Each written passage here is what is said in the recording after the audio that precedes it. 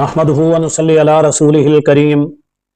اما بعد فاعوذ بالله من الشيطان الرجيم بسم الله الرحمن الرحيم قال الله تبارك وتعالى في كلامه المجيد والفرقان الحميد وإذ قلتم يا موسى لن نصبر على طعام واحد فادع لنا ربك يخرج لنا مما تنبت الأرض من بقلها وقثائها وفومها وعدسها وبصلها قال تستبدلون الذي هو أدنى بالذي هو خير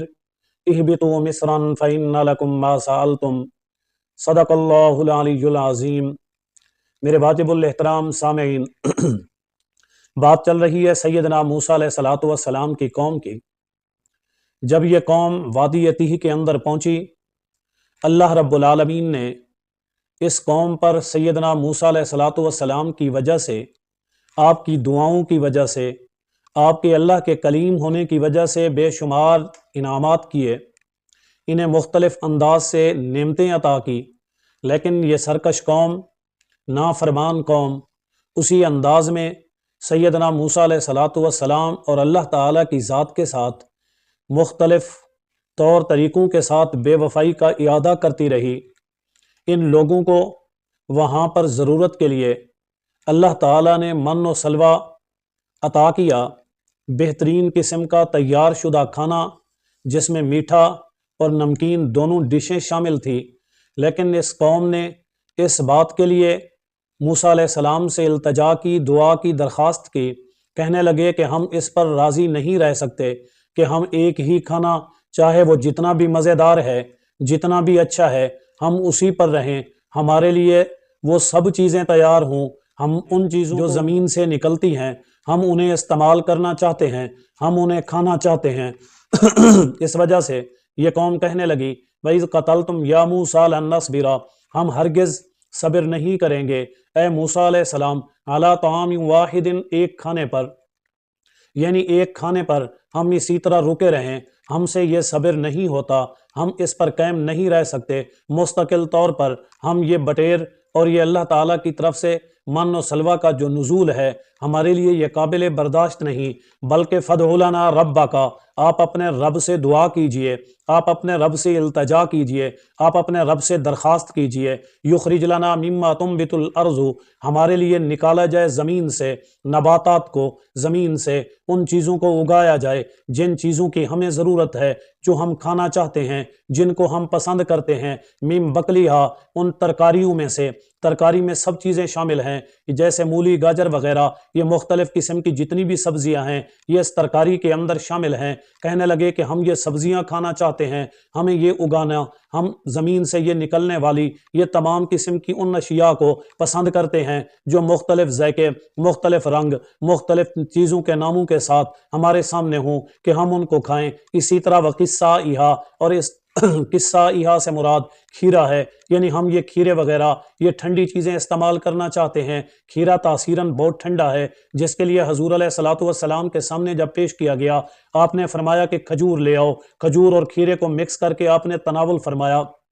اور اس کے بعد فرمایا کہ یہ ٹھنڈا ہے اور کھجور گرم ہے، دونوں مل کر متوازن اور معتدل غذا بن جاتی ہے، یہ صحت کے لیے بہت اچھی چیز ہے۔ اسی طرح ان لوگوں نے کہا ہم تو کھیرے کھانا چاہتے ہیں، وفومہا، اور ہم لہسن کھانا چاہتے ہیں۔ فوم سے مراد لہسن ہے، یہ اس سے دوسری مراد گندم بھی ہے، لیکن لہسن کے اندر زیادہ اکثریت کی رائے اور لہسن کھانا یہ خیال کیا جائے کہ جب مسجد کے اندر جا رہے ہوں نماز کے لیے اس سے پہلے کھا لیا جائے کہ اس کی بدبو ختم ہو جائے، لیکن یہ کھانا صحت کے لیے بہت اچھا ہے، دل کے جتنے بھی مریض ہیں یا دل کے جتنے بھی معاملات ہیں ان کے لیے یہ بہت اچھی چیز ہے۔ خوراک کے اندر اگر لہسن کا استعمال کیا جائے، چاہے اسے پکا کے کھایا جائے یا اسے کچا کھایا جائے، دونوں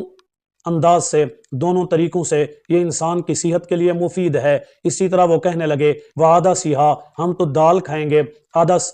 ویسے تو دال مسور کو کہتے ہیں، لیکن آج کے دور کے اندر عربی میں عدس ہر دال کو کہتے ہیں، یعنی ان لوگوں نے ڈیمانڈ کی کہ ہم دال کھائیں گے، چاہے وہ دال جتنی بھی ہے یا کوئی خاص دال ہے، بہرحال عدس دال کو کہتے ہیں۔ دالوں کے جتنے بھی نام ہیں، دالوں کی جتنی بھی شکلیں ہیں، ان سب کو عدس ہی کہا جاتا ہے۔ وہ قوم کہنے لگی کہ ہم تو اس کو پسند کرتے ہیں، ہم ان کو استعمال کرنا چاہتے ہیں۔ اسی طرح انہوں نے کہا وہ باسلیہا، اور ہم پیاز کھانا چاہتے ہیں، ہم پیاز کو پسند کرتے ہیں۔ جیسے کہاوت کے طور پر مشہور ہے کہ ارئی حضرات پیاز کو بہت زیادہ کھاتے ہیں، یعنی یہ سارے ہی کوئی وہاں اکٹھے ہو گئے تھے جن لوگوں نے کہا کہ ہمیں تو پیاز چاہیے، ہم یہی کھائیں گے۔ تو فرمایا اتستبدلون الذی هو ادنی بالذی هو خیر، تم کیسے لوگ ہو کہ بدلنا چاہتے ہو اس چیز کو جو ادنا ہے بدلے اس چیز کے جو بہتر ہے، جو اعلیٰ ہے، جو اچھی ہے، جو جنت کی